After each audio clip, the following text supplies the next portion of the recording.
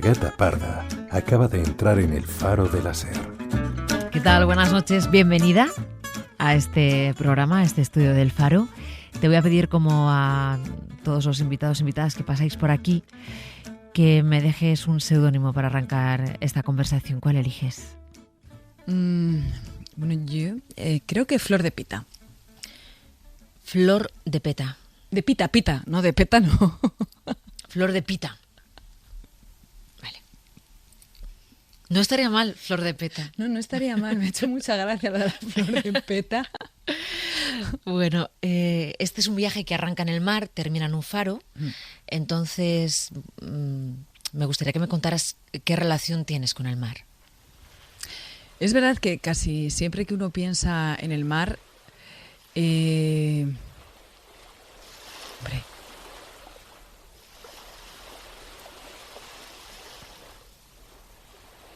qué bonito.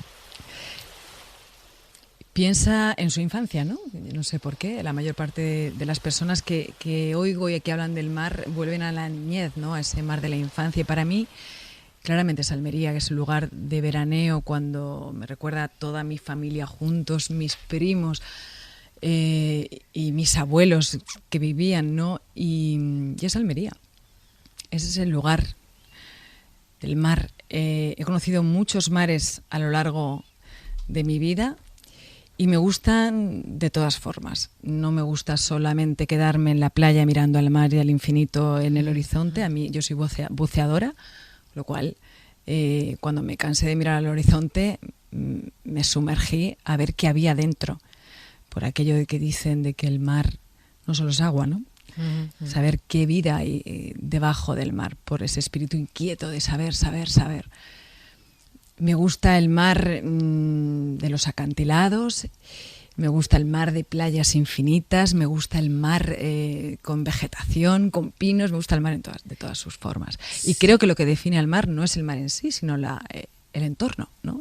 La orografía de ese que rodea al mar. Si cierras los ojos y te vas a uno de tus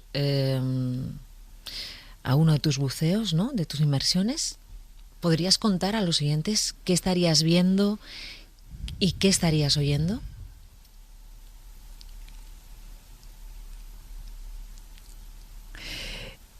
Que siento es esa sensación de ingravidez absoluta que te da el mar y que oigo mi propia respiración con las burbujas ascendiendo.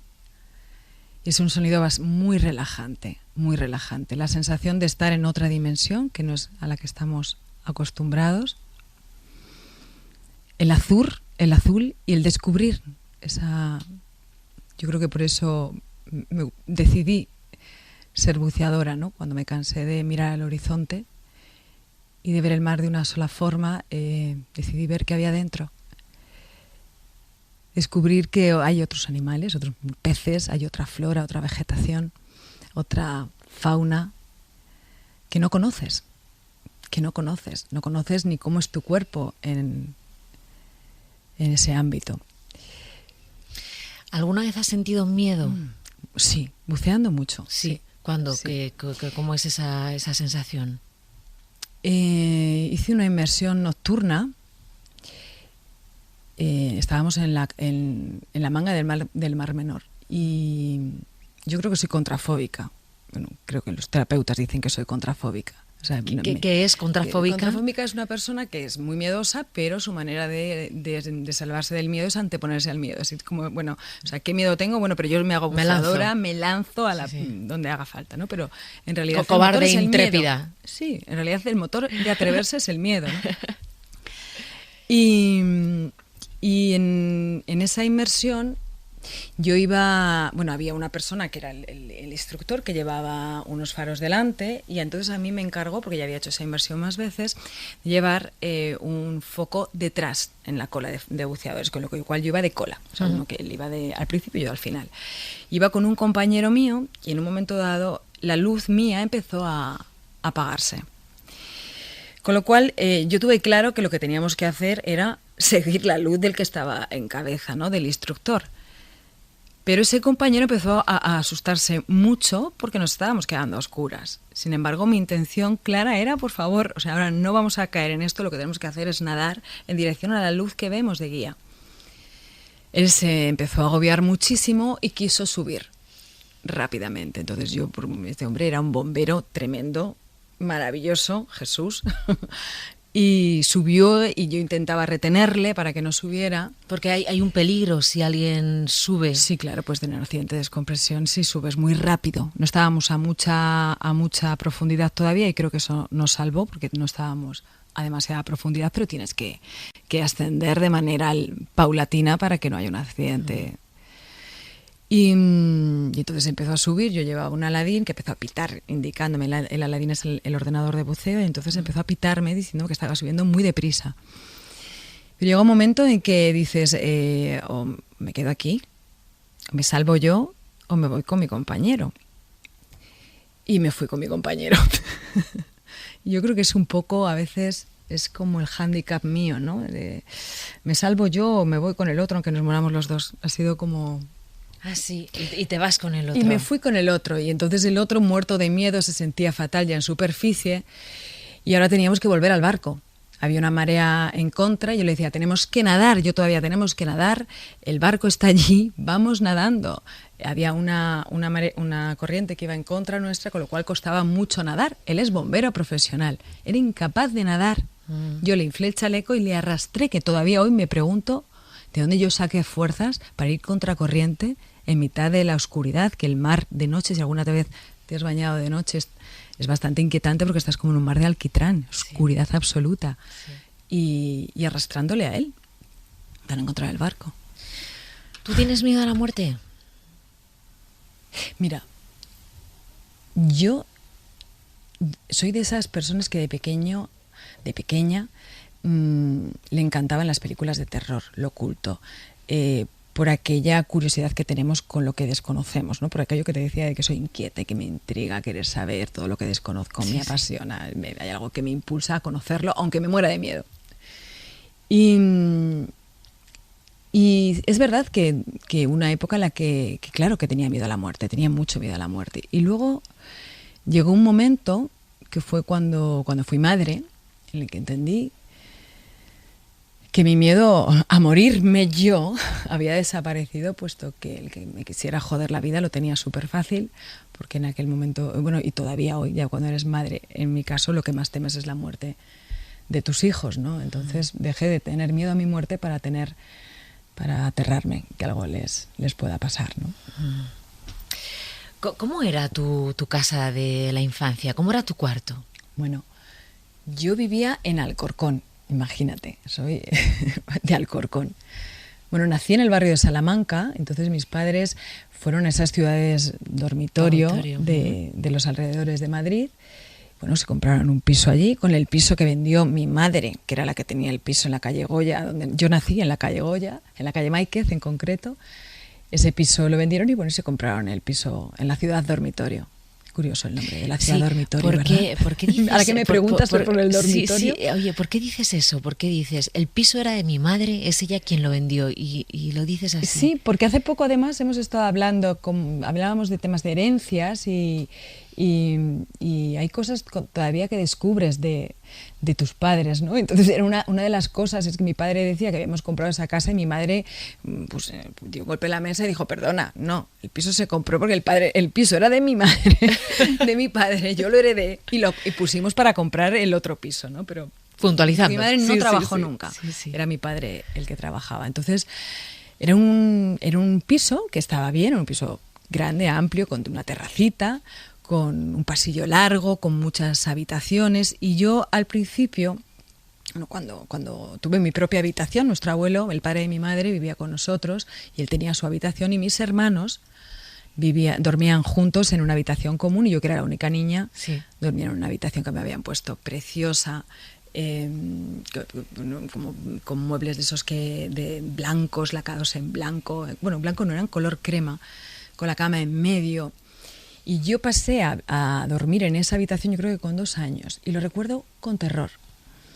sentí mucho miedo a la soledad. Era una niña que soñaba mucho, tenía muchas pesadillas de noche, que me imaginaba muchas cosas. Mi madre pasó una noche, el galán de noche, lo pasó a un galán de noche donde colgaba las chaquetas de mi padre, sí. Lo pasó a la habitación, y a mí eso, abrir los ojos y ver ese galán de noche que se movía hacia mí como si fuera un señor con ruedas, pasé mucho miedo. Y luego enseguida pasé, como mi abuelo murió, falleció, pasé a la habitación de mi abuelo, y en la habitación que había sido mía, mis padres hicieron el salón de estar. En aquella época, acuérdate que el cuarto de estar. Y el salón era solo para ocasiones especiales. Mira esto, el salón no se usa. Casas pequeñísimas, y lo hemos hablado mucho en el programa. Sí, el salón no se usaba. Yo soy de esa generación, la mía siempre se me la X, ¿no? Sí, generación X, sí, de los 70, sí. Los 70. Y ahí pasábamos viendo la televisión, y yo dormía en otra habitación que era muchísimo más pequeña, y no soportaba, con la contrafóbica sale el miedo continuamente. Qué buena entrevistadora eres. y no soportaba la puerta cerrada de la habitación. Y lo que hacía era abrir la puerta de mis hermanos, la mía. Se cruzaba un pasillo, entonces abría la puerta de la habitación donde dormían mis hermanos y donde dormía yo, para tener ese contacto visual antes de quedarme dormida y que estaban cerca de mí. Bueno, eso cuando no me metía en la cama con cualquiera de mis hermanos a dormir, y después me decían, vete a tu cama. No voy a decir todavía quién está detrás de esta flor de pita, pero quiero que me cuentes tu primer juicio. Bueno, mi primer juicio. ¿Ibas con toga la primera vez que te pones una toga? Efectivamente. Además era un juicio por horas extras, que era lo más difícil de probar en el ámbito de lo que yo hacía, ¿no? del derecho laboral. Y fue exactamente como yo me lo imaginaba. Mi primer caso, dije, me va a tocar. El miedo es no saberte la ley. No me voy a saber, me va a tocar un señor muy mayor. No sé por qué pensé que el terror era un señor mayor, que supiese mucho, con gafitas, algo me imaginé como la sabiduría del derecho. Yo iba a quedarme sin palabras. Y así fue. Fue un señor de avanzada edad, con barba y con gafitas, pero el juicio lo gané yo. ¿Lo ganaste? Sí. Entonces, claro, los oyentes estarán completamente desconcertados en este momento. Estarán pensando, ¿es una deportista? ¿Es una buceadora profesional? ¿Es una experta en derecho laboral? Pero vamos a hablar de tu primer casting. No sé si para hacer La mujer más fea del mundo, esta película de Miguel Bardem en 1999, te hicieron casting. Sí. Vale, casting. Entonces, tú llegas allí. Ya estás dando pistas, ¿eh? Sí, ya inmediatamente después ya voy a decir quién eres. Pero tú llegas allí a un casting, te presentas, te dan un papel y ¿qué? Y dices, wow, y ahora tengo que hacerlo, ¿no? No tenías ninguna experiencia. No tenía nada, ninguna ¿no? experiencia. El espíritu de la contrafóbica. Claro, otra vez. Claro. O sea, tú habías estudiado Derecho, estabas ejerciendo como abogada laboralista. Y a la vez yo hacía trabajos como de publicidad en una agencia de modelos. Y bueno, que además me daba un dinero extra, que fue con lo que me pagué la carrera, y además lo mantuve a la vez, sobre todo al principio en el despacho no nos daba a todos como para tener sueldo, porque nos buscábamos nosotros los clientes. Y es verdad que Miguel Bardem hizo un casting en agencias de modelos porque no encontraban a la actriz, no encontraban, porque tenía que tener unas características físicas, puesto que la película era un tema como de Mises, y tenías que tener sí, pues, que o sea, fuera para los que no la vieran, pasabas de ser la mujer más fea del mundo a la más guapa del mundo. A la más, bueno, de una eso Miss, nunca se dijo, pero guapa. Sí, una Miss. Se hizo pasar por Miss, por lo menos de España. Y entonces tenía que tener esos requisitos físicos, y entonces amplió el casting a agencias de modelo. Y es verdad que yo iba con una separata, estaba muy nerviosa. Yo no creo que haya casting en el que uno no esté nervioso. Qué difícil es hacer castings, qué difícil es el que te prueben constantemente. Creo que no hay una profesión en la que se les pruebe. Bueno, tú a lo mejor sabes de lo que hablo, ¿no? Pero es difícil. Pero es difícil, sí. Siempre tener tienes que demostrar constantemente que eres vales para eso, eso. ¿no? A un fontanero no se lo piden. Es como, bueno, llamas al fontanero y ya está. Y y tienes que demostrar continuamente que vales y que eres apto para un proyecto determinado, ¿no? Y es verdad que pasé varias pruebas, pasé hasta una reunión con todos los productores de Aurum. La productora era Aurum, con Paco Ramos, al que tengo muchísimo cariño. Y bueno, pues yo recuerdo que lo bueno de ese primer casting es que, como todavía no tenía la profesión, como todavía era como una aventura en la que vas libre de miedos, de inseguridades, porque yo creo que a veces cuanto más sabes, más inseguro te sientes, ¿no? Y iba como relajada y dije, bueno, pues voy a convencer a estos señores del cine de que esta soy yo, ¿no? De que este personaje lo puedo hacer yo y que me apetece hacer un montón. Y yo creo que les convencí. Vamos, bueno, les convenciste, claro, la hiciste la película. Para pero hacerla. es verdad que es un... Bueno, ya sí que voy a preguntarle a la actriz Elia Galera por qué se ha puesto Flor de Pita de seudónimo. Bueno, como me has preguntado por el mar, y yo tengo estos recuerdos de la infancia en Almería, siempre guardo en la memoria Almería, además del Cabo de Gata y de esas playas maravillosas que tiene un paisaje que a mí, cada vez que llego, si voy en coche por el Cabo de Gata, lo que hago es que me paro el coche y salgo corriendo en mitad de esas montañas y sentirte en ese parque natural con ese paisaje que hay ahí en pocos sitios más, tan especial. Me enraiza mucho. Y hay la flor del ágave americano, dibuja muchos paisajes costeros, pero en Almería los veo muchos, los he dibujado y me apasiona también dibujar. Dibujar también, sí. Y es una flor que me encanta, es la flor del ágave americano, es esta flor, la tienes en la mente, en la mente, sí, que termina como en diferente, hace como en punta, pero vas echando ramificaciones. Y me enteré hace poco que esa flor, la flor de pita de ese ágave americano, el ágave americano florece una sola vez en la vida. Ese ágave americano vive como 40 años, florece una vez en la vida, y una vez que florece, muere. Y es como, no sé, como pensar en tu Ítaca, ¿no? En tu razón de ser, en cuál será el momento de la floración, en el que yo sienta que ya he florecido y después morir. Y esto une con eso que me has dicho de si tenía miedo a la muerte. Nosotros te vimos en La mujer más fea del mundo, fue llamativo, por eso quería ir a esa primera película, ¿no? Protagonizar una película que te dio un montón de portadas, un montón de entrevistas, que hizo que saltaras a la palestra sin haber tenido ninguna experiencia. Claro, eso es particular, ¿no? Porque es como al revés. Luego es cuando empiezas a estudiar, cuando entras en la escuela de coraza. Dices que lo tuviste que demostrar en el casting, aunque claro, esa libertad que te daba el que nadie te conociera. No, yo no me consideraba actriz. No te lo consideraste, dio esa cierta libertad, pero luego es como ahora tengo que demostrar y ahora tengo que empezar a caminar desde cero, ¿no? Una vez que ya has sido protagonista de una película. Efectivamente, y sabiendo que... Y empezar a entender esta profesión, ¿no? Porque... efectivamente fue una oportunidad, pero no fue garantía de nada, como nunca lo es hacer nada dentro de esta profesión. Nunca sabes cuánto. Yo creo que mi carrera consiste en los años que llevo viviendo de ella, nada más, pero no llegas a ningún sitio nunca, porque puedes estar teniendo épocas maravillosas de trabajo y otras en las que dejas de trabajar, y eso es quizá el veneno de la parte más dura de esta profesión. Empecé a estudiar coraza y empecé de cero. Me reseté. Durante algún tiempo mantuve el despacho hasta que decidí que los pies hay que tenerlos siempre metidos en el mismo tiesto y que hay que arriesgar, y arriesgué. Y bueno, y ahí empecé. ¿Nunca te has arrepentido? ¿De qué? De haber dejado el despacho. Nunca. No. Yo debo ser como...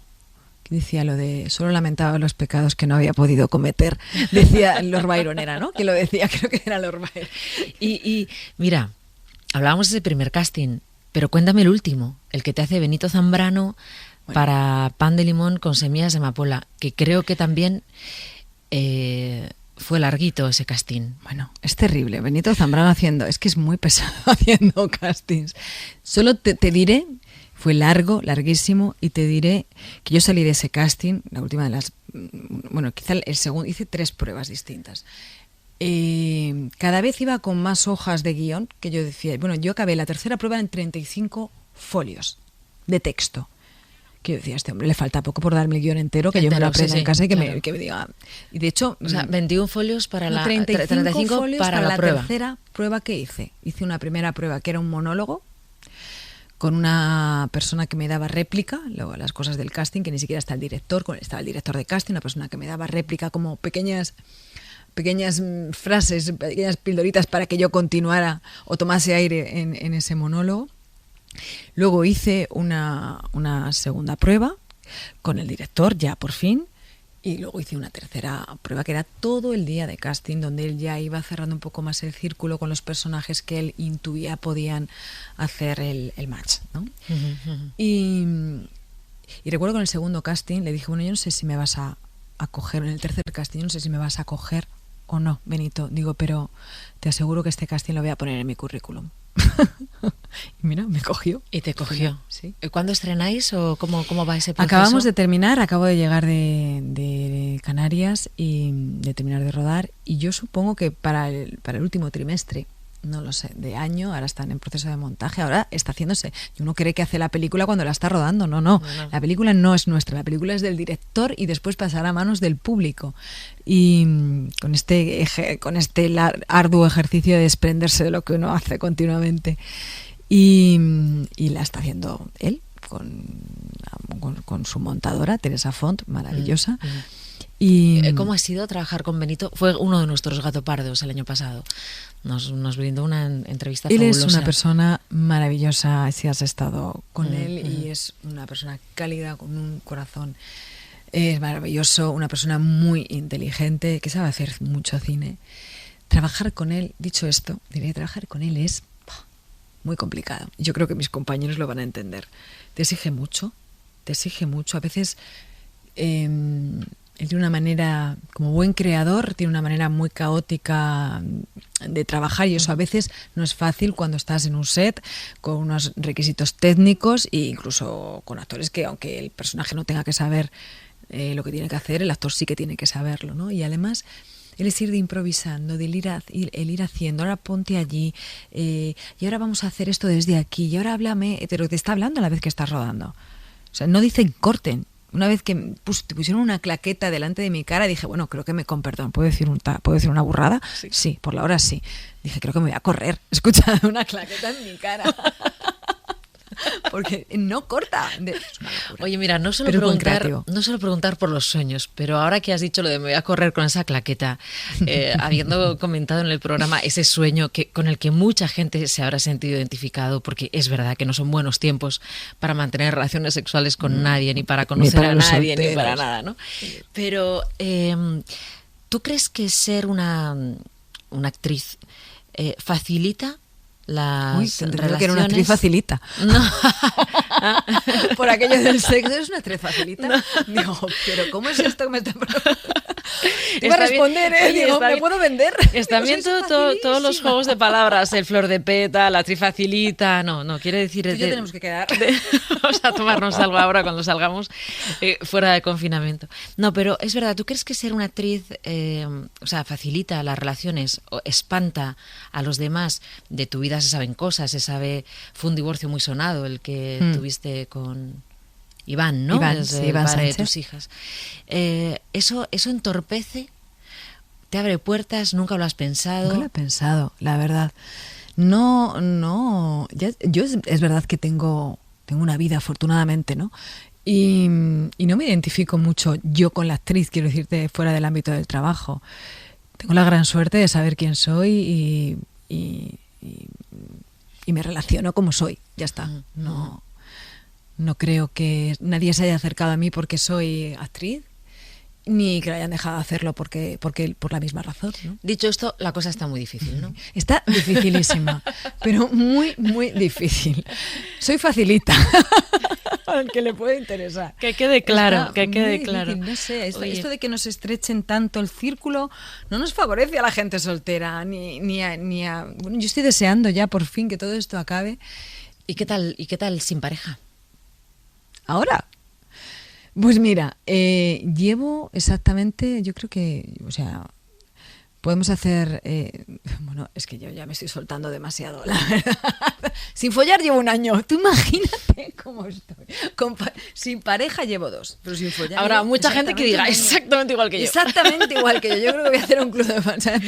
Os representa. Puedes hacer un club de fans. Está muy bien que lo hayas compartido aquí. Follar, quiero decirte con perdón. Y estoy deseando que esto ocurra, nunca mejor dicho, ¿no? Y sin pareja, es verdad que estoy bien, o sea, yo creo en el amor, ¿no? Pero no lo necesito, realmente, o sea, el amor de pareja.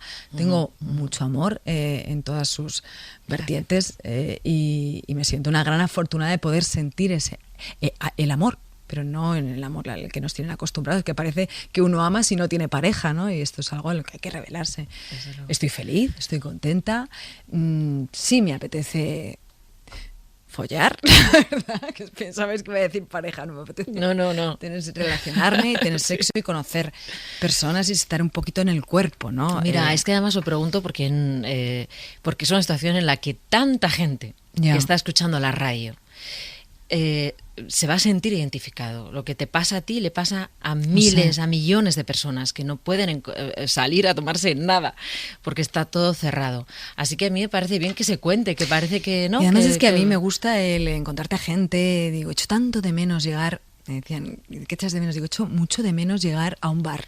Yo a mí me encantan los bares, llegar a un bar, que no alcances a la barra, que alguien te tenga que pedir la copa porque no llegas, y a la vez que estás diciendo, sí, lo de siempre, pídame, haya 28 alrededor sudando, y quiero eso, quiero el contacto. Ha hecho de mucho de menos el contacto, ¿no? Los conciertos. Tanto hablar, qué horror, los conciertos. 3 festivales tengo, entradas para 3 festivales. Especialmente los festivales, echamos de menos en este programa. Exactamente, especialmente los festivales, que si quieres vas a un concierto, que si no estás en el césped tomándote algo, echamos de menos hasta la cola donde te ponen la pulsera. Tú lo has dicho. Bueno, Elia Galera, ¿qué canción ponemos para cerrar esta entrevista? Nos vamos a ir a un faro. Quiero que visualices esa imagen. Además, habiendo hablado del mar tal y como has hablado, es especialmente bonita. La imagen de noche con las ráfagas de la lámpara del faro girando. Y no sé qué canción pondrías en esta madrugada y sobre todo, no sé, con quién estarías. Dibuja tu noche perfecta en un faro.